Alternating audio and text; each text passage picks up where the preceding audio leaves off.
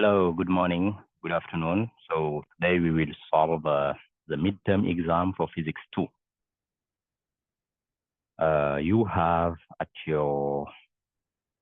in your hand, you have the formula sheet, and I hope you made good use of it. So all the formulas that you need are here, plus the constant acceleration motion equations. Yeah. So without further ado, let's begin.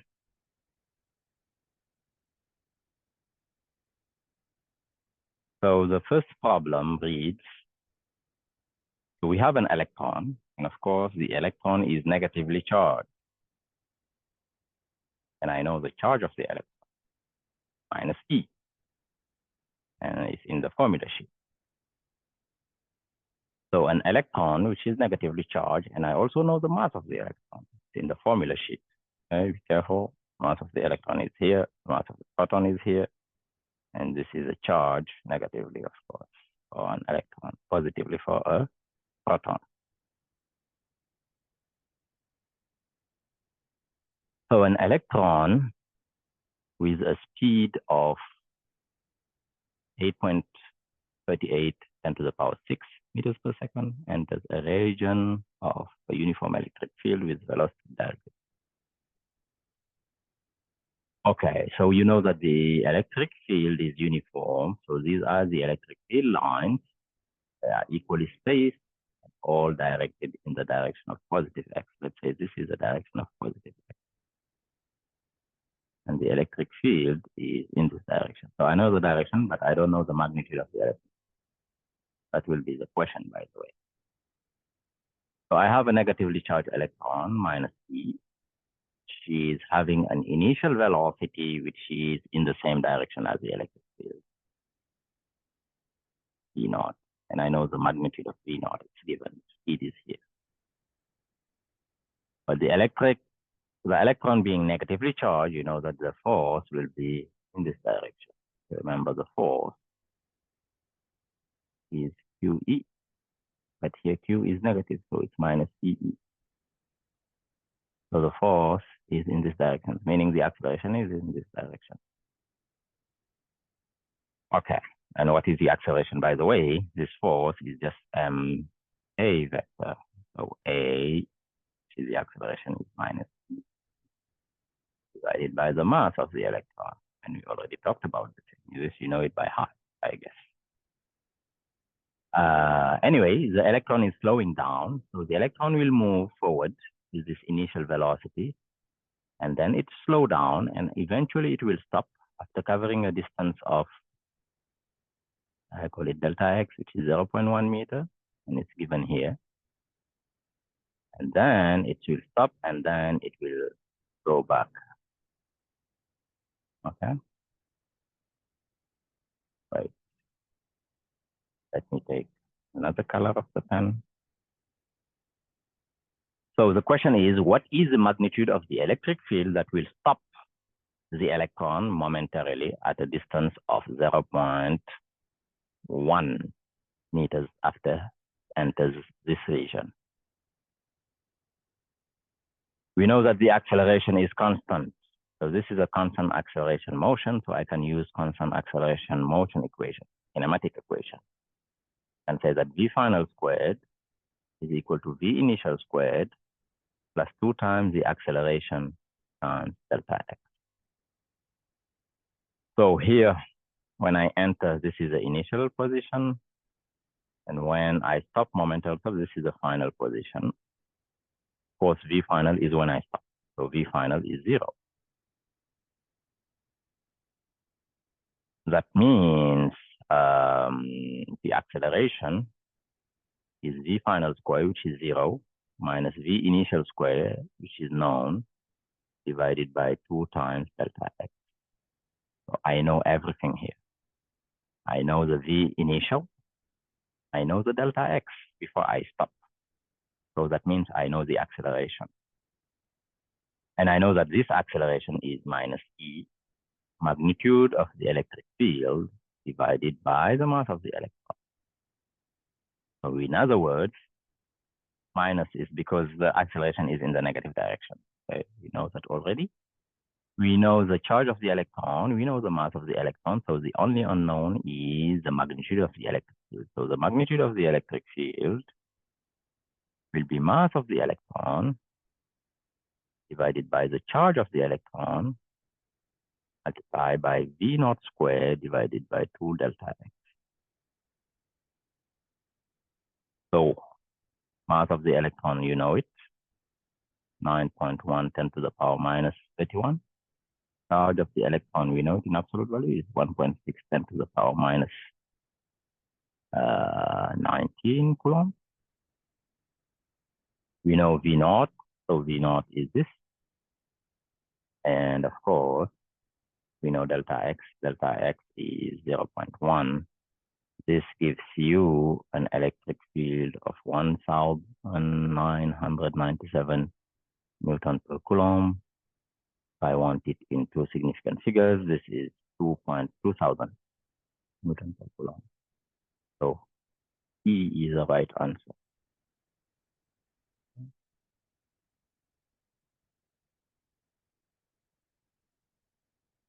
Okay. So very straightforward, one-dimensional motion, constant acceleration motion, and I know the acceleration. So I know the electric field. That will allow me to stop after a distance of 0.1 meter.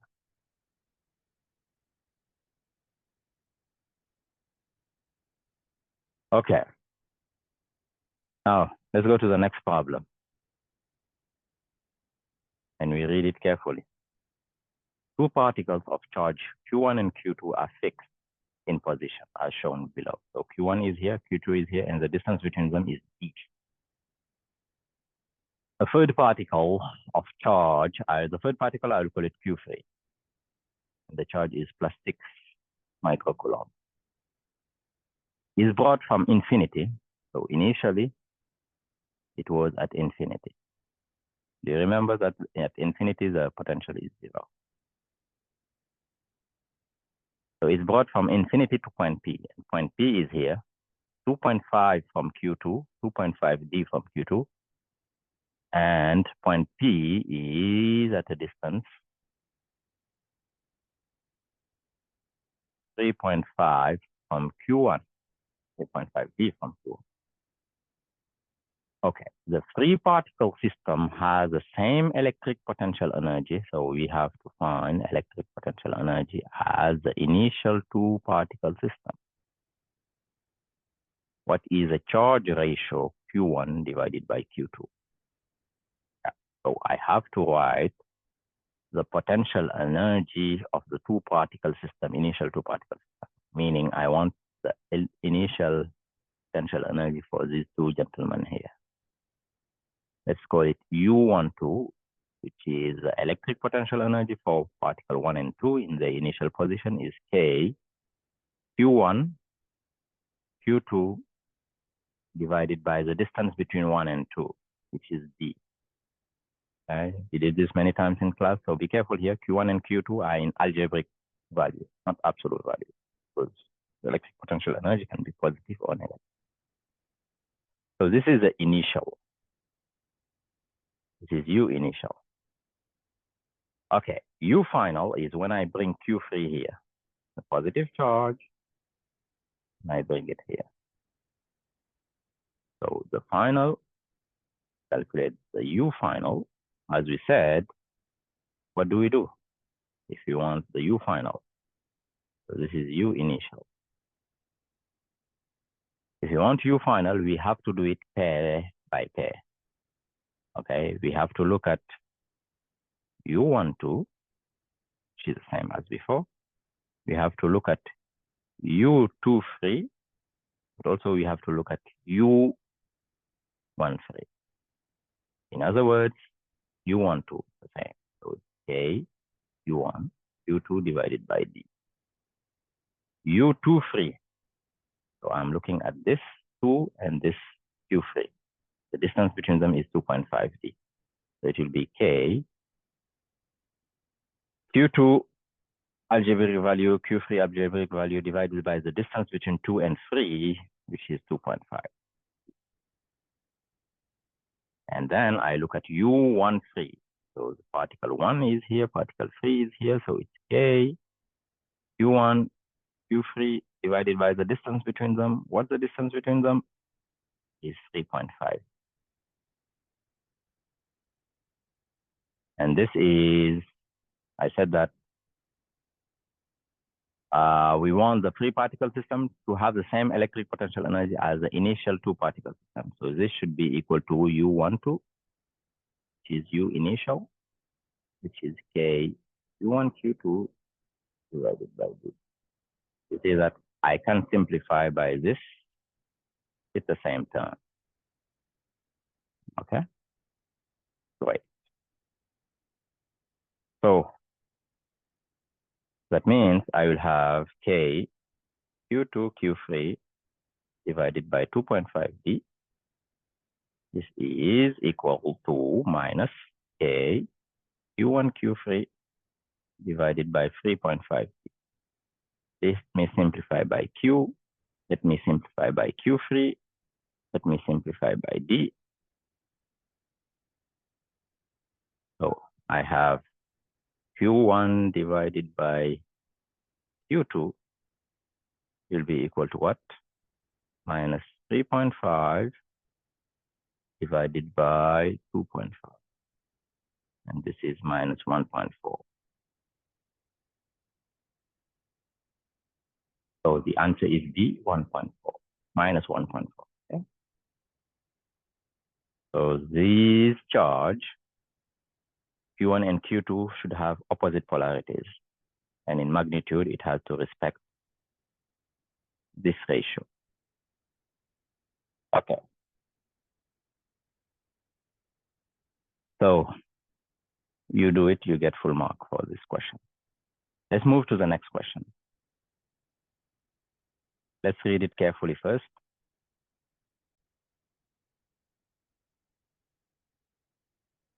So we have charge Q1 is placed on the x-axis at x equal plus a. So let's draw it. This is the x-axis, horizontal x-axis. Let's say this is the origin, and I'm placing charge Q1 at plus a. Okay, this is plus a. And Q1 is here. Okay, good.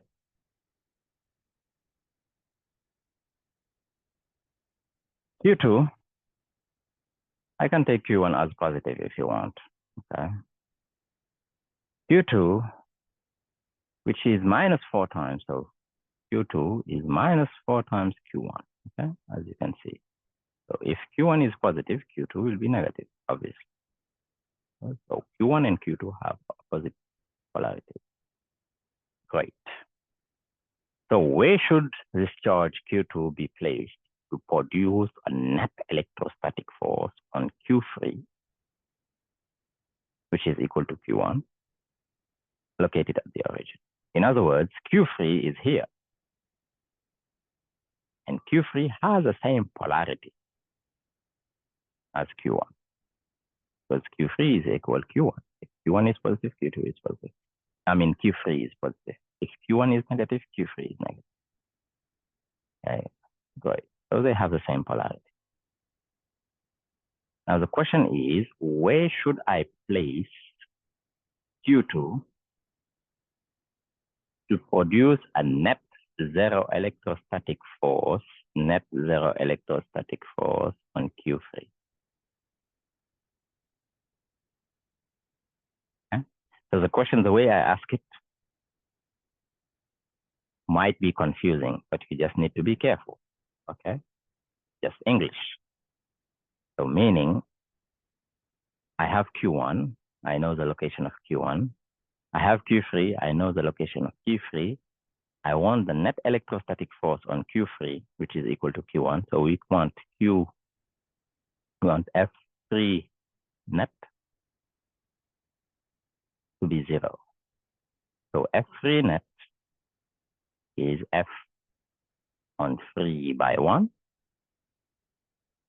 plus F on 3 by 2. And I want want this to be 0. Let's draw f. No, I said f on 3 by 1 and f on 3 by 2. Here it's a 2, of course. Okay. Now let's look at f(3)(1). So it will be k in magnitude. F(3)(1) in magnitude is k, absolute value of q3, absolute value of q1 divided by the distance between them squared. So the distance between 1 and 3 is a squared. Okay, we all agree with this. This is f(3)(1). Now, what's the direction of f(3)(1)? Q1 and Q3 have the same polarity. So f(3)(1) will be a repulsive force. Let me draw it in red. So f(3)(1) will be a repulsive force. So this is f on 3 by 1. Great. Okay. So they have the same polarity. Let me take them as positive. No problem. So it's a repulsive force. So you see that f(3)(2) will be minus f(3)(1). So f(3)(2) will be in this direction. Equal in magnitude, opposite in direction. So this is f(3). Okay. Now the question is simple. Where should I place f(3)(2) such that they will be equal in magnitude and opposite in direction? I remind you that Q2 is negative. Q1 is positive. Q2 is negative. So it's minus 4 times.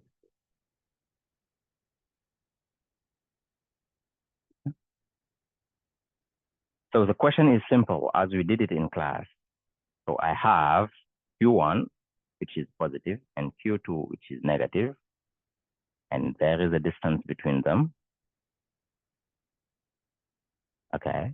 So if two charge has opposite polarities, where is the point of equilibrium? Will it be between the charge or outside? So the point of equilibrium will be outside. Okay. So actually, I know from what we talked in class that Q2 should be somewhere here.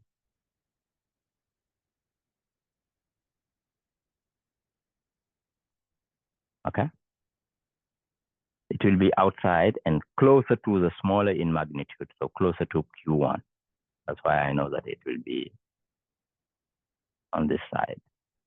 Okay. But anyway, in magnitude, I know that f(3)(1) should be equal to f(3)(2) in magnitude. So that means K, absolute value of Q3, absolute value of Q2 divided by the distance between them squared. And the distance between them, I will call it X.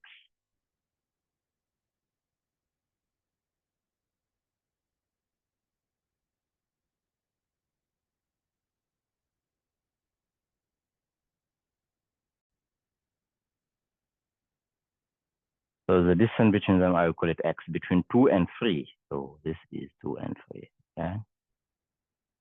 I call it X. Let me simplify by K. Let me simplify by Q3. Yes. So I will end up with Q1 divided by A squared in absolute value is equal to Q2, which is 4 times Q1 divided by X squared. So let me simplify by Q1. I just find that X squared is 4 times A squared. So X is 2 times A. So X is 2 times A plus 2 times A. This is the answer. And you see that when I have this, I have all the conditions. I have magnitude is equal. I have direction is opposite. So this guy is negative. This guy is positive. So F32 will be an attractive force, as you can see, and it opposes this. So you see here, I could have done this without calculating, actually. How? Easy. As I told you, I want the point of equilibrium between Q1 and Q2. And Q2 in magnitude is larger than Q1. Because Q2 in magnitude is 4 times Q1. In polarities, they are opposite. So two charge, Q1 and Q2, opposite in polarities. Where is the point of equilibrium? It will be outside the line connecting both charge, as we said in class, and closer to the one which is smaller in charge. So it's on this side. It has to be on this side. So the point of equilibrium is on this side. So Q3 has to be to the left of Q1, and Q2 has to be to the right of Q1. Okay, so it should be either this one plus 3A or plus 2A, but it's plus 2A because when I do the calculation, I find plus 2. Let's move to the next question. So in this figure, I have electric field EX in volt per meter as a function of X. The potential at the origin, meaning V at X equals 0, is minus 50 volts. Question, find the potential V at X equal 3 meters. We know that V final minus V initial is minus integral between initial and final. By the way, this is in your formula sheet of E dot ds. So here I'm moving, the ds is dx and it's moving in the positive direction. So I will have minus integral between initial, so x initial is x0 and x final is x3 of E dx. Okay, so I'm moving in the positive direction. So E dot dx, ds is E dx. And this has to be equal to V final, so V at 3 minus V initial, which is V at 0. Okay, so this is minus the area under the curve. Which curve? E versus X. Between which boundaries? Between 0 and 3. So I start here 0, and I end here at 3. So I have to know this area here and this area here. Yeah? Let's calculate this area. This area is negative. It's minus half, it's a triangle. 1 times 100. So this area is just minus 50. And it's an area, you see here, I'm multiplying meters per volt per meter. So the unit is minus 50 volts. Okay, that's this area. The second area, let me put it in blue. This area here is positive, above the x-axis. So this area is equal to half, and it's positive. It's a triangle, half. So what is this? This is 3 minus 1, basically 2, times this. What is this? This is 200. So this area is 200. In other words, the total area is minus 50 plus 200.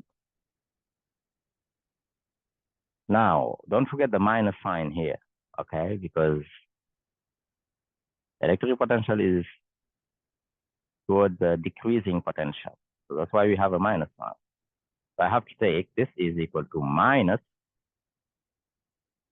50 plus 200. And this has to be equal to V3 that I want minus V0. Okay, minus V0. So V3 that I want is just plus 50 minus 200. I just put the minus. Now here plus V0. Okay, but remember what is V0? V0 is minus 50. So you see minus 50 plus 50 goes away. So V3 is nothing but minus 200 volts. Okay, so the answer is minus 200 volts. Some of you put plus 200 volts. It's false. Probably because they forgot about this minus sign. Okay, be careful. This is not correct. Plus 200. So it's minus 200 volts. This is the correct answer, minus 200 volts. Okay, something else is when you multiply this, multiply by this, you get volts. So you're multiplying volt per meter times meters, you get volts. Okay, this is as we expected. So the answer is minus 200 volts. Let's move to the next question, which is a very interesting question.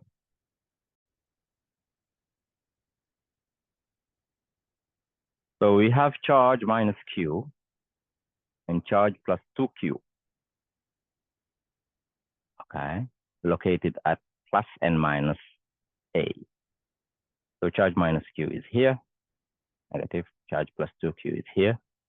And you see on the x-axis, they are located at plus and minus A. Okay, so this is A, this distance is A. Of course, this distance is also A.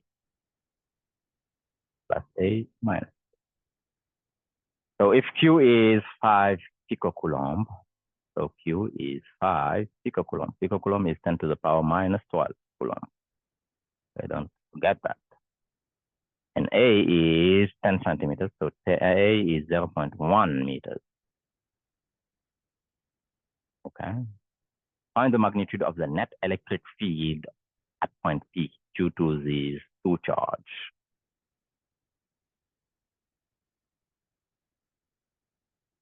Okay, so let me call this plus 2Q, I will call it Q1, and minus Q, I will call it Q2. Always good to name them. Now I want the net electric field at point P here. So first I have to connect the line between the center of Q1 and point P. So this is, okay. And here also I have this.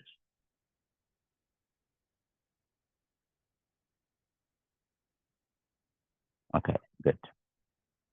So I want E net at point P. Principle of superposition, E net at point P is E created by charge 1 at point P plus electric field created by charge 2 at point P. Right. So let's calculate E1 at point P.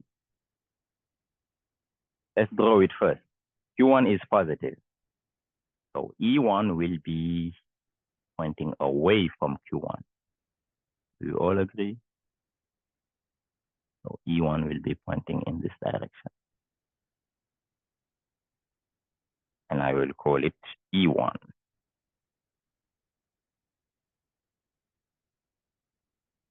Okay. Will be along the line connecting and pointing away. Now what about E2? Let me draw it with another pen color. E2 is negative, Q2 is negative, so E2 will be pointing toward the negative charge. So this E2 in direction. Let's get them in magnitude first. So what's the magnitude of E1? Magnitude of E1 will be K, absolute value of Q1, which is 2 times Q, divided by the distance between Q1 and, so let me call it R1P squared. So what is R1P, by the way? So R1P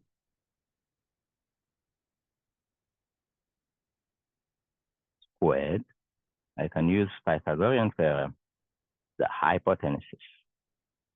By the way, it's the same as R2P squared. This distance here is the same as this distance. So the triangle is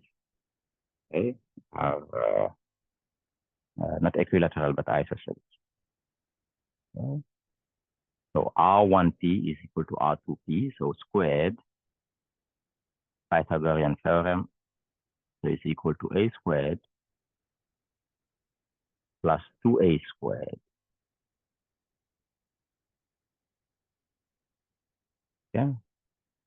So the distance is what? So this is A squared plus 4A squared is A squared times 5. So the distance R1P is just A square root of 5.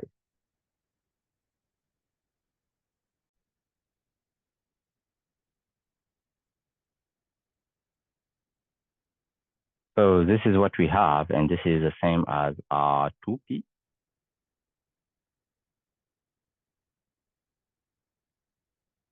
So let's put the numbers.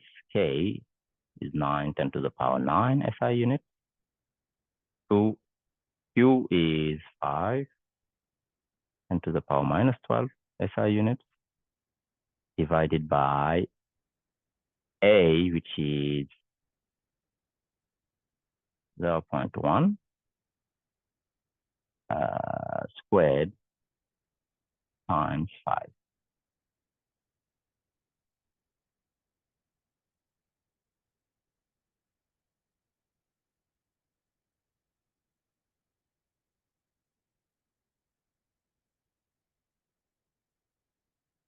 So this 5 and this 5 will go away. So I will have 1.8. So that's the magnitude of E1.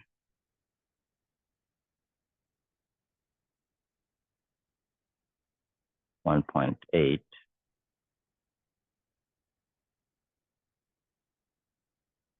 Newton per Coulomb.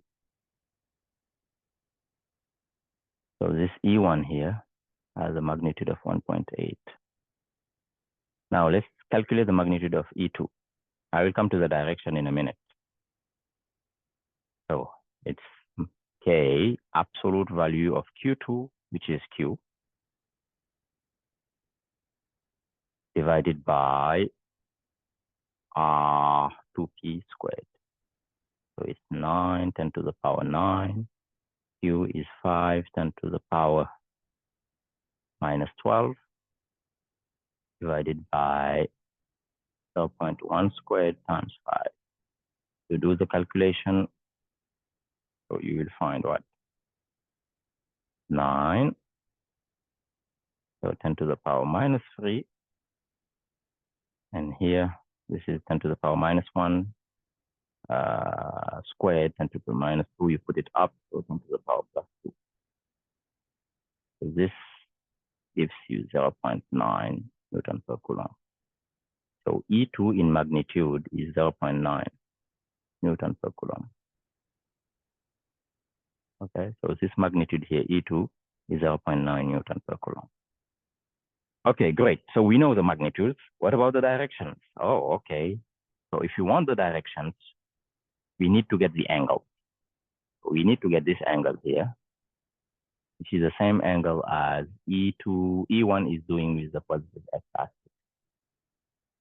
Okay, let's call that angle theta. So we can say that tangent theta is equal to what? Is equal to 2a divided by a. So theta is tan inverse of 2. Okay, so this gives us an angle of 63.44 degrees. Okay, that's the angle that we got. Okay, great. So we have our E1, which is in the first quadrant, is magnitude of E1, 1.8 cosine theta, theta being this angle here, tan inverse of 2. And that's the x component of E1, and the y component of E1 is 1.8 sine theta. Okay, what about E2? Well, E2 is in the fourth quadrant. So it's positive along x and negative along y. So along x, now we have to find also the angle, right? So the angle is the same. This angle theta is the same angle theta here. So the triangle is isosceles. So basically, you know, this angle and this angle are the same. So it's the same as this angle. So E2x is magnitude of E2, which is 0.9 cosine theta. And along y, you will have 0. Minus, because it's negative, as you can see it, minus 0.9 sine theta.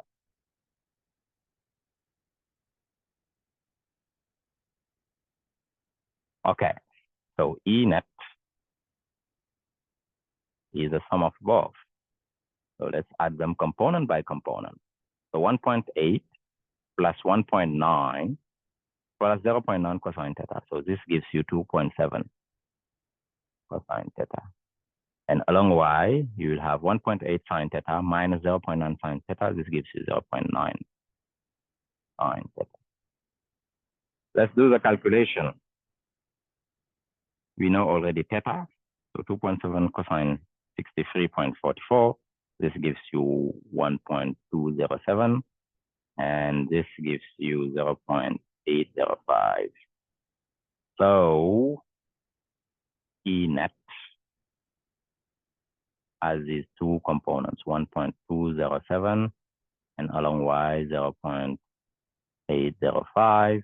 If I want E net in magnitude, which is what I want, it is square root of this guy squared, the x component squared plus the y component squared, and this will give you nothing but 1.45 Newton per Coulomb. So that's the answer. 1.45 Newton per Coulomb is the magnitude of the net electric field in the direction, due to Q1 and Q2 at point P. Now, if you want it in unit vector notation, you have it already. This is it. So the magnitude is simple. Now, if I want to get the angle as well, I can get it. The sum of these two vectors, E1 and E2. Is it clear? Okay, great. Let's move to the next problem. So here we have the electric potential in 2D space is given by this formula here. And as you can see, the formula is this. So V depends on X and Y. Okay, and it's written here. So find the coordinates of the point where the electric field is 0. Let's first find the electric field. So I give you the electric potential V in 2D, okay, X and Y. So if I want the electric field E, so EX is minus the derivative of V, partial derivative of V with respect to X, meaning Y is a constant. And EY is minus the partial derivative of V with respect to Y, X being a constant. Okay, let's do the derivative. So minus, don't forget the minus sign, always good. So let's take the derivative of this guy with respect to X. So it's minus 2.4X. Derivative of this guy with respect to X, don't forget the minus sign, so plus 7.2. Derivative of this guy with respect to X, 0. Derivative of this guy with respect to X, 0. Does not depend on X. only depends on y. So this is EX. What about EY? So let's take the derivative with respect to y, keeping x constant. So this derivative will be 0, this derivative is 0, this derivative will be what? The 2 will come down, minus minus will give you plus. You will have plus 9y and minus 18. This is EY. But I want them to be 0. So I want this to be 0 and I want this to be 0. This is 0 if x is equal to 3, which is 7.2 divided by 2.4. And this is 0 if y is 18 divided by 9, which is 2. So the electric field is 0 at x equal 3 and at y equal 2, which is the first answer. That's the answer of this question. So, okay. Here I'm giving you V and I'm asking you the electric field. In the previous question, in the question before, I was giving you E. And I was asking you V. Okay? So there you say V final minus V initial minus integral of EDF, initial and final. But here, if I want, of course, I want E, I say it's minus the partial derivative of V with respect to X. This is EX, keeping the rest constant, Y is constant, and EY is minus the partial derivative of V with respect to Y, keeping X constant. And the answer is this. This is a point where the electric field is 0. Let's move to the next question here, which is a very important question. And it's a conceptual question, but let's look at it.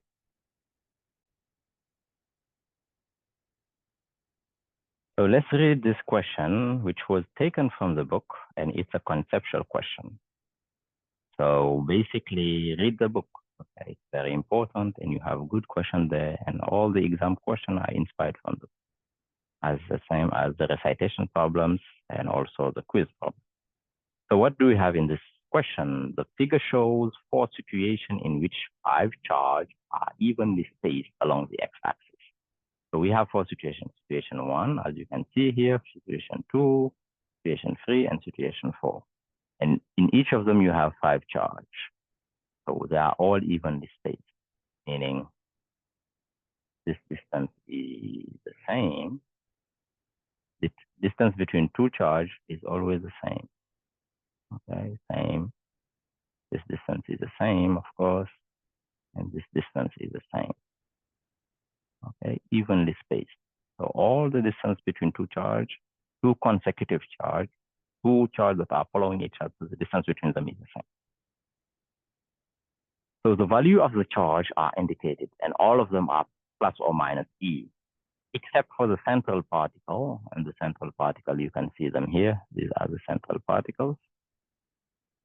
I did not give you the value of the charge, but it's the same charge for all situations. Since it's the same charge for all situations, it will not change the outcome.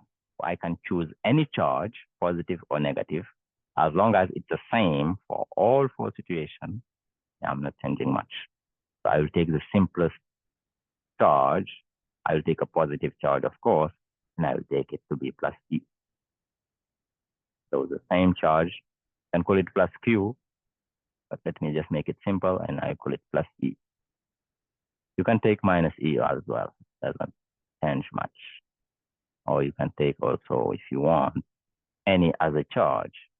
But here I'm taking the simplest, it's plus E. So all the charge here are positive. I mean, the central charge is the same, and it has a charge plus E. Okay, good. Now the question is this. Rank the situation according to the magnitude. This is why it's not important if the central charge is positive or negative. Okay.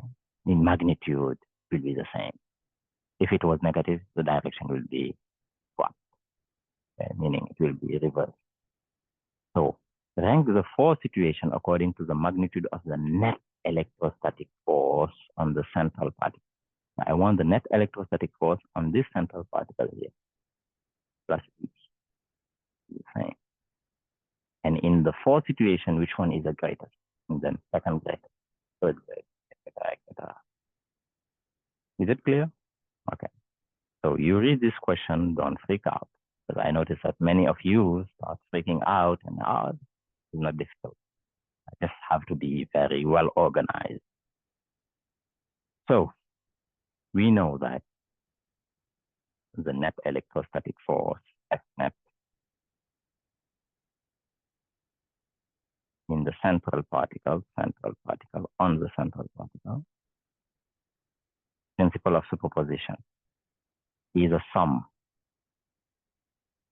of the forces, individual forces, on the central particle. Okay? I don't need to write it down, but as you see, now, what are the individual forces? In magnitude, I know them. So the individual forces in magnitude between two particles, alpha and beta, electrostatic force, K, Q alpha in magnitude, in absolute value, Q beta in absolute value, divided by the distance alpha beta squared. Okay, this is the magnitude of the electrostatic force. And now in direction, I know that if two likewise, two charge of the same polarity will repel each other. Two charge of opposite polarity will attract each other. These are the things that I need to know. Principle of superposition, the magnitude of the force, and the direction of the electrostatic force. Two charge of the same sign will repel each other. Two charge of opposite sign will attract each other. So now let's apply it to this central particle here. Okay? Great. Now, let's do it. So on my central particle here, let me start always by this one. So I will know the particle this is the first one I will consider. The first to the left and the second to the left. And then the first to the right. The first to the right, second to the right, and then the first to the left and then second to the left. So on my central particle here, I will have a force. So now that force, here I have plus E. Here I have plus E as well. What do you think? Will it be attractive or repulsive force? So it will be repulsive force. So it will go in this direction. Okay, this is the first force. This is a force on the central particle due to this guy. Now let's look at this guy. This guy is minus E. So what do you think? It will be an attractive or repulsive force? So it will be an attractive force. It will go in this direction. But what do you think? Will it be the same magnitude as the first? No. I double the distance, so I will divide by 4 the magnitude. So if this is 1, this guy will be 1/4 in this direction. Okay? So this is the first force due to this guy. This is the second force due to this guy. What about here? This minus E here.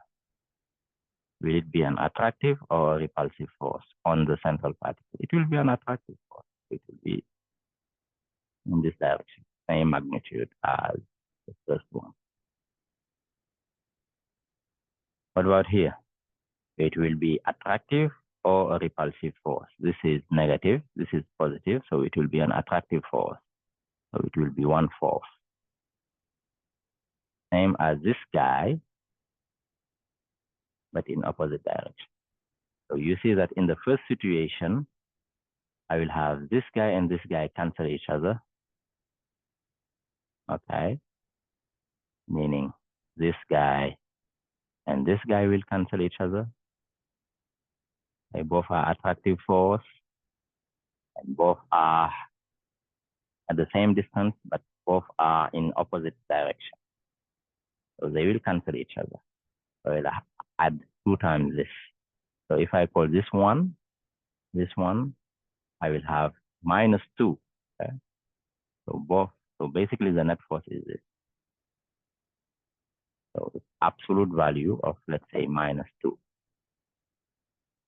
which is +2. By +2, if I call this -1, this is -1. These 2 guys are cancelled, so it will be in this direction. So here I will have like something which is 2 times. Let's do the same for this particle. Okay, central particle is positive. This is +E, this is +E, opposite, like and E is in the middle. The central particle is in the middle. So that means they will cancel each other. Do you all agree? Let's look at it in this way. Let's start by this guy. Okay, plus will be a repulsive force, like in the previous case. It will be like this is also plus repulsive force. So they will cancel each other, as I said. These 2 will cancel each other.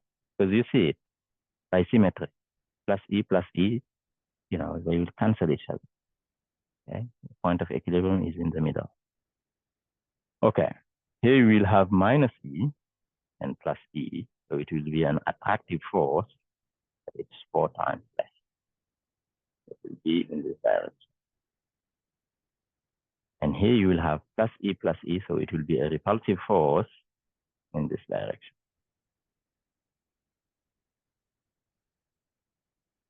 Okay, so basically you will have these 2 guys will cancel each other, and you will have here 1/4 and 1/4. So you will have 1/4 plus 1/4. This gives you 2/4. This is you 1/2. And it's plus 1/2. If I take the absolute value, which is the magnitude, it's plus 1/2. Okay, good. Now let's look at the third one. Let's start by this one. Repulsive force. So you will have 1 in this direction. Let's start by this guy. Plus. So it will be also repulsive, but it will be 1/4 in this direction. Now let's look at this guy. Minus. So it will be attractive, right? So it will be 1 in this direction. This is also attractive. So it's 1/4 in this direction. So we will have -1, -1/4. Here, nothing cancel each other, okay? -1 and -1/4. So I will have in absolute value -1 2 times plus -1/4 2 times. So this gives me what? This gives me -2 -1/2. And this gives you in absolute value plus 2.5.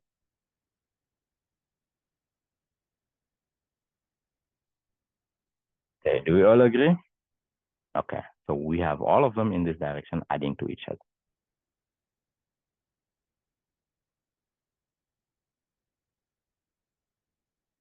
Okay, now the last one is simple, to be honest, by symmetry. So you can see that this, from this guy, it's a repulsive force, but this guy is also a repulsive force in the opposite direction, so they will cancel each other. So this and this will cancel. This is an attractive force, so 1/4 in this direction, and this will also give an attractive force in this direction. So all cancel each other, so you just have 0. So in the first situation, you have 0. Okay. So if you rank them, you see that the third is the biggest.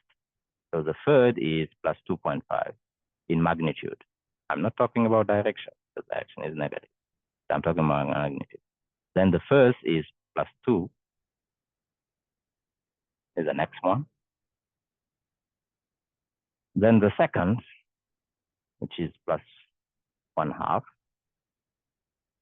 And in magnitude, the smallest is 4, which is 0 in magnitude. Because you see that all of them cancel each other. Okay, so in ranking, we will say third is the biggest, then the first is the second biggest, then the second is the third biggest, and then the fourth is the smallest. So this is the right answer. And we are all happy. Okay. So this is not difficult, but you have to be, let's say, systematic and careful. And I think some of you got it right, and congratulations for that.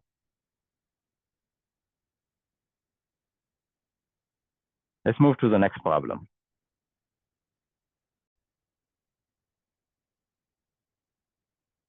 Okay, so the next question is quite straightforward, an equilibrium problem, and I'm just using electric force. So let's read it quickly, and we solve it. So we have a horizontal electric field, and I give you the magnitude of the electric field is this. That cause a small ball of mass. I give you the mass of the ball. So 210 to the power minus 3 kilograms, and I give you the charge of the ball, 25 nanocoulombs, so 25 10 to the power minus 9 coulombs. It's positive.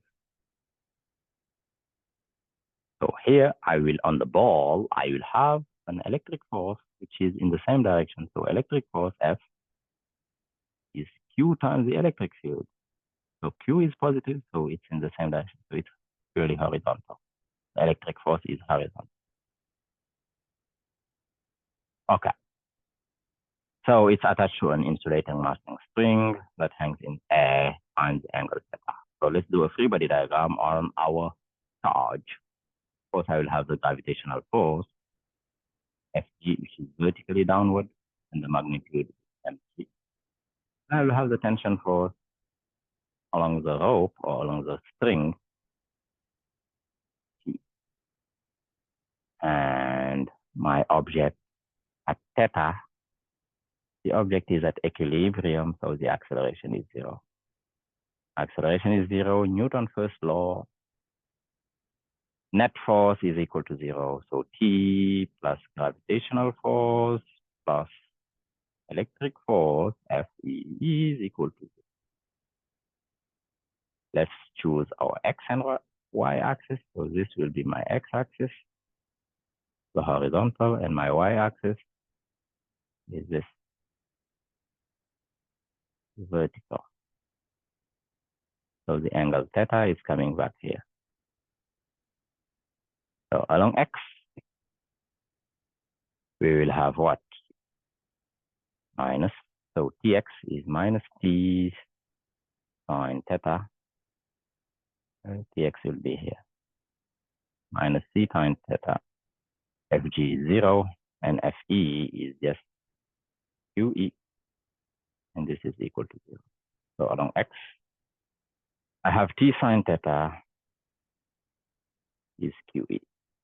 This is my first equation. Along Y, so Ty is plus T plus sine theta. Fgy is minus mg. Fey is 0. Fe is purely along X, and this is equal to 0.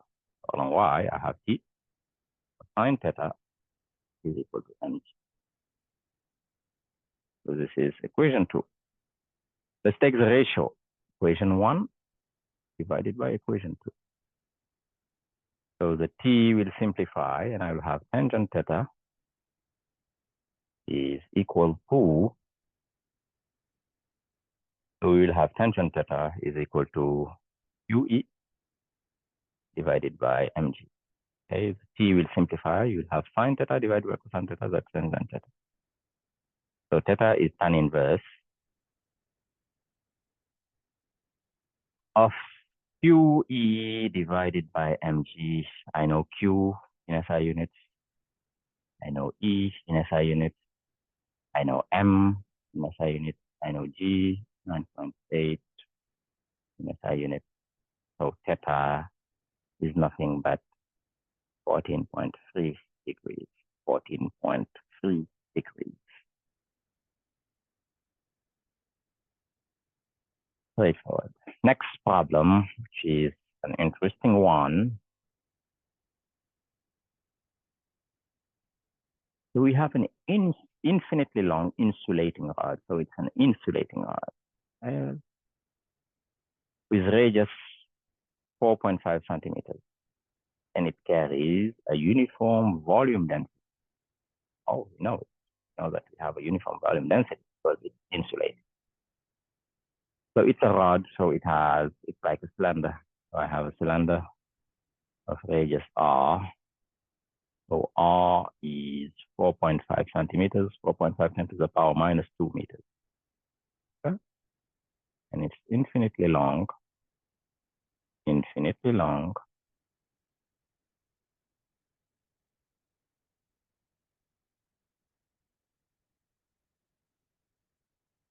It's infinitely long. Okay? Right.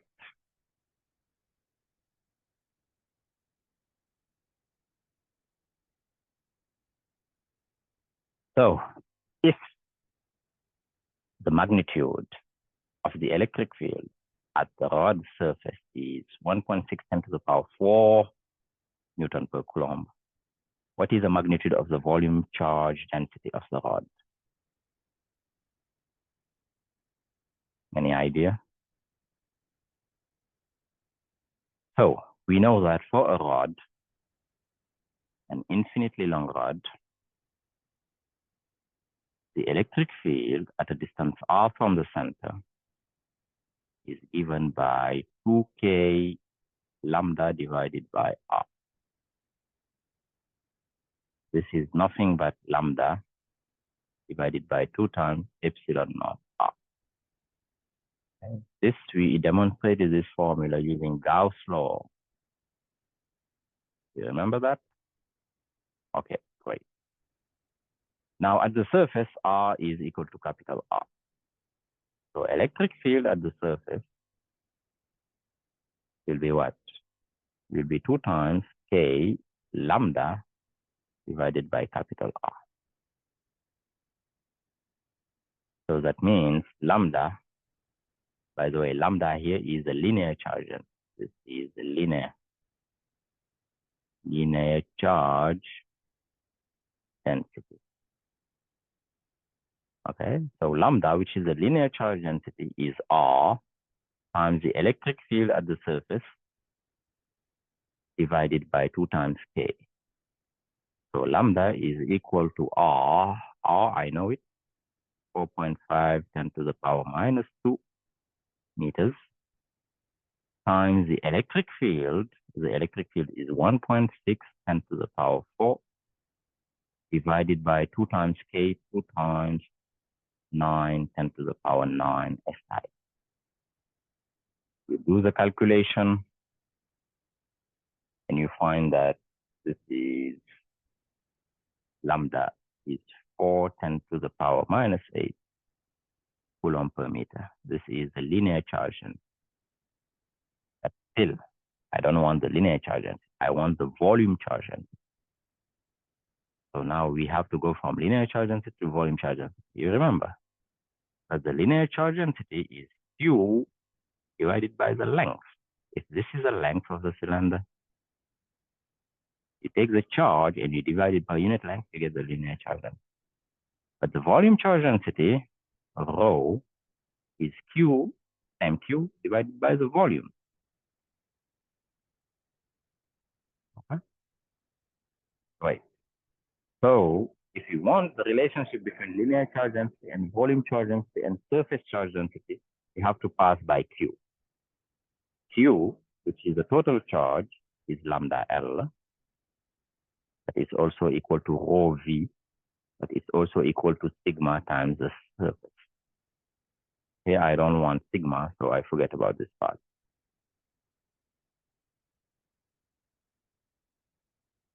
So I have lambda L is rho times V. Now what's the V I'm talking about? Is a V of this cylinder. So it's pi R squared times L. So that means I can simplify by L, and I get my rho, which is lambda, divided by pi R squared. So in other words, the rho that I want is lambda, is 4 10 to the power minus 8 coulomb per meter, and I divide by pi, 3.14 times R squared. So for R squared is 0.045 squared meter squared. So you will have 6.3 10 to the power minus 6 coulomb per meter cube. So B is the right answer. Okay? I remind you that this comes from Gauss' law. We demonstrated many, many times. But also we demonstrated that if you are inside, we demonstrated the electric field inside. This is electric field outside. But electric field inside also is linear with R, if you remember correctly. But the electric field at the surface, we can get it from the outside and from the inside because it's continuous there. Right. From the electric field, we get the linear charge density. And then from the total charge, we can get the volume charge density. If I ask you, for instance, what is the surface charge density, you can get it. Now you have to find this S here, which will be the lateral surface. So the lateral surface, S, which is the area. Okay, let me write it A. So what is A? A will be 2 pi R times L. Okay? And you can get the surface charge density. Anyway, volume charge density, answer is B, 6.3 10 to the power minus 6. I hope it's clear. Let's move to the next problem. So this, you have it in the citation. Consider 3 infinite non-conducting. So these are non-conducting sheets. These uniform charge densities shown below: negative, positive, positive. You remember that if you have a non-conducting sheet which is infinite in magnitude, the electric field is absolute value of the surface charge density divided by 2 epsilon naught. Okay? This is for a non-conducting sheet infinite. Now the direction, if sigma is positive, if it's positively charged, it will be radially away. It will be pointing normal to the sheet away. If it's negatively charged, the sheet is negatively charged, it will be normal to the sheet, but toward the sheet. Good. So the question is, we want to find the electric field between B and C. So let's say we want to find electric field somewhere here. I'm telling you that you see here, this magnitude does not depend on the distance. So the sheets are infinite. It doesn't depend on the distance. Okay, now let's do it. So we want the electric field between B and C. We want E net here. Okay, here. So I will say that E net vector is EA, electric field vector due to A, which is negatively charged, plus EB, electric field due to plate B or to infinite conducting sheet B, plus EC. Now, when I'm here between B and C, how is the electric field due to plate A, which is negatively charged? It's normal to the plate, but toward the negative charge. So EA is in this direction. You all agree? So this is negatively charged. It's normal, but toward the negative charge. What about EB? EB is positive. So it's really normal away from the positive charge. So EB is in this direction. We all agree? EA is in the negative direction, EB is in the positive direction. So this is what I take as a positive. Everything pointing in this direction is positive. So this positive direction is given by the unit vector I hat. What about EC? Oh, EC is positively charged, so it will be pointing away, normal to the sheet, away. So this is EC. So let me project this along the x-axis, which is, so E net will be minus, because EA is negative, it's pointing in the negative side, minus the magnitude of EA,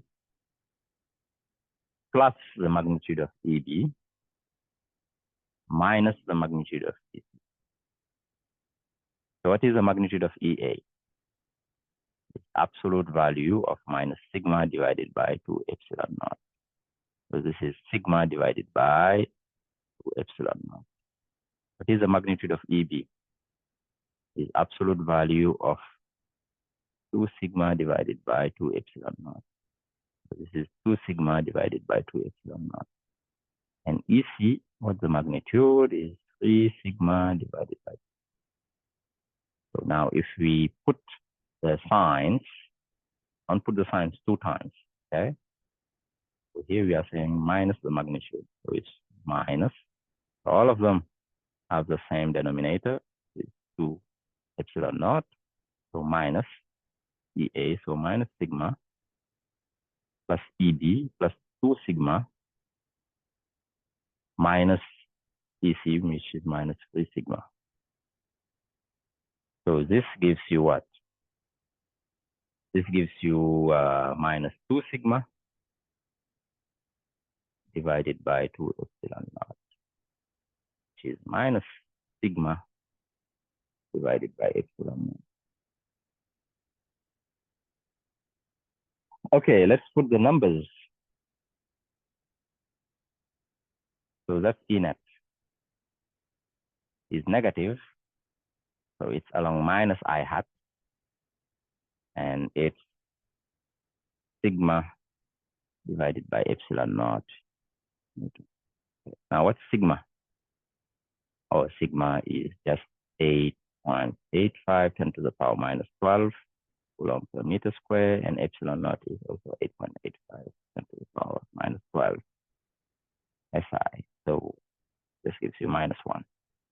So E net vector is minus I hat Newton per coulomb.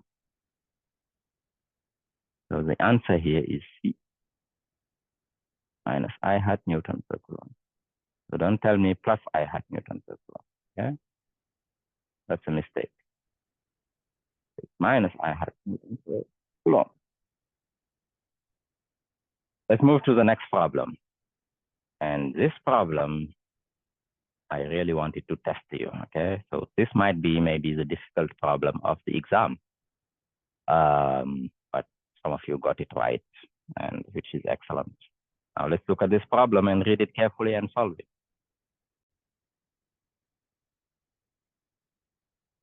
So we have 2 identical spherical drops of mercury. So mercury is a metal, okay? Great.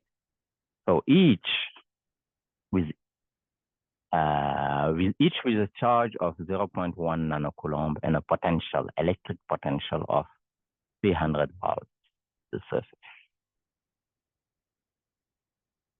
So I told you that if we have a metal, so mercury, Hg is a metal.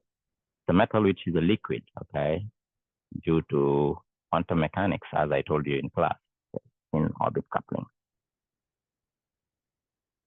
If we have a metal, so the metal is an equipotential, as we discussed in class. Whatever shape is a metal, the metal is an equipotential. But if it has a spherical shape, the sphere of radius r, the potential of the metal is K, the total charge, which is at the surface, divided by the radius. Okay, and it's a constant. Okay. So the potential, electric potential at the surface is the same as the electric potential inside. The electric field inside is zero, of course. You remember that. Okay, but the potential is an equipotential. Okay, so the potential at the surface, which is KQ divided by R, is the same everywhere inside the metal. So here, the drop has a potential of what? Of 300 volts, as you can see. Huh? I know Q is this. So basically, K, 9, 10 to the power 9 times Q. What is Q? Q is 0.1 10 to the power minus 9 divided by R. This gives me 300 volts. So I can get what is R, which is a radius. I can get it from this formula here. Okay. Wait.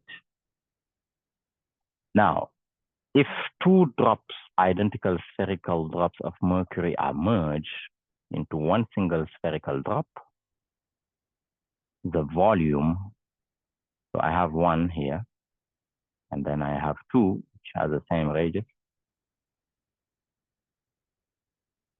Same radius. Okay, let me, not good looking here, but it's identical. So it's, now I merge them, I am doubling the volume. So if I merge them, so 1 plus 2 will give you 2 times the volume. Now 2 times the volume means I'm multiplying the radius by cubic root of 2. So the radius has been multiplied by this number. Don't know if you see what I mean.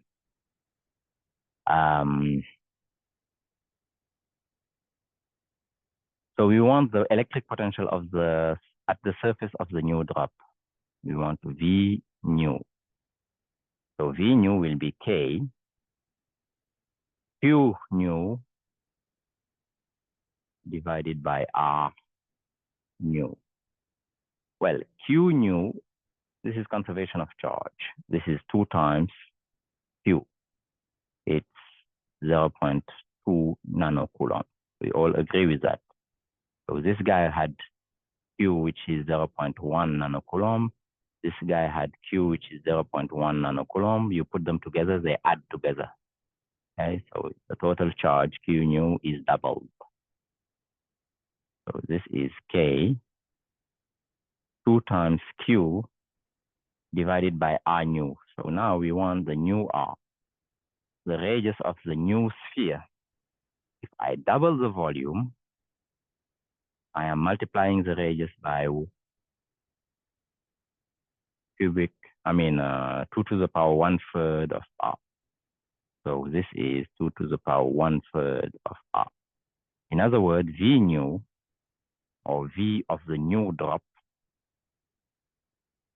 is 2 times 2 divided by 2 to the power 1/3 KQ divided by R. So it's 2 divided by 2 1/3 of 300 volts. And this will give you 480 volts. Is it clear? Okay. So here I really wanted to test you actually, but you can get the radius. And then you say, okay, if I bring both together, what is the new radius? You'll realize that the new radius is this. Okay. Yeah. You can see it actually. You know, the V of a sphere is 4 pi divided by 3 R cubed. So if I double the volume, in order to double the volume, I have to multiply this by 2 to the power 1/3 to the power 3 times 3. So if you want to double the volume, you have to multiply the radius by 2 to the power 1. Okay. That's the difficulty here, but otherwise it's kind of straightforward. The answer is 480 volts. Last question is this question, and we solved this question in recitation, I believe. Right. So let's look at it. We have a conducting spherical shell, and I give you the inner radius 5 centimeters, the outer radius 7 centimeters. So the net charge on the shell is minus 3 Q. Q is 1.5 microcoulomb. So if there was no charge at the center or inside the cavity, all this minus 3Q will be on the outer shell. You remember that? Good. But here, unfortunately, for you, I wanted to test you a little bit. I put a positive point charge plus Q at the center of the shell. So if I put plus Q at the center of the shell, by induction, it will attract minus Q at the inner surface of the shell. So you'll have negative charge equally distributed because the plus Q is at the center. And if I integrate all this charge, I'll have minus Q in the inner surface of the shell. So how much is left on the outer surface of the shell, knowing that there is no charge inside the spherical conductor? And we have conservation of charge. So we need a total charge of minus Q. Can you tell me? So that means basically I have minus 2Q left on the outer shell, minus 2Q.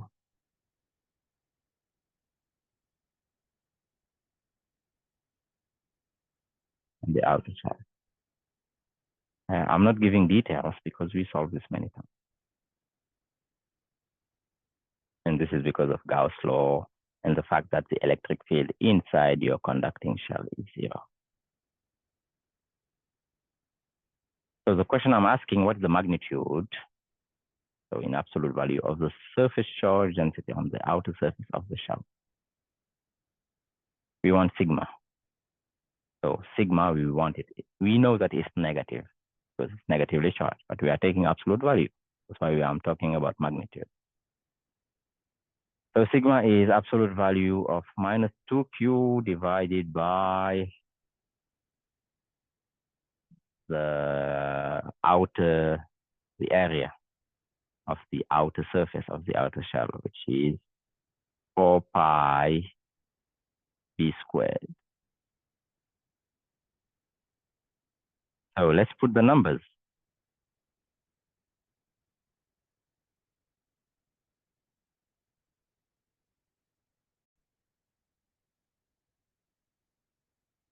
So let's put the numbers. So what do we have here?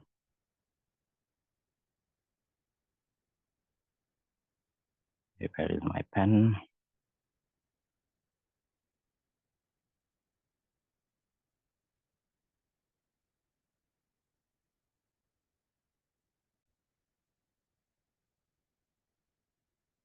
So it's absolute value. So basically 2 times Q. Q is 1.5, 10 to the power minus 6 coulomb. And I divide by the area, which is 4 pi r squared, which is 0.07 squared. And this is in meters. And you do the calculation and you find 4.9, 10 to the power minus 5 coulomb per meter squared. So A is the right answer. Well, this is the right answer. Okay, so that was this question. So it's using the fact that the electric field inside your shell is 0. So when I put a charge in the middle, it will attract minus Q, and the rest, which is minus 2Q, because the total has to be minus 3Q, will be on the outer surface.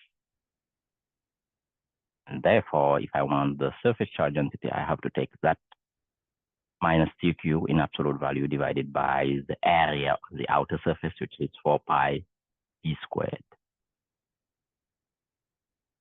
Okay, so I hope you did well, and I hope you check your answers.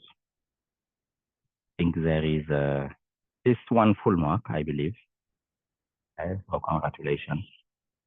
So the rest are very close to full mark, so which is good. So keep it up, and I wish you the best. Peace.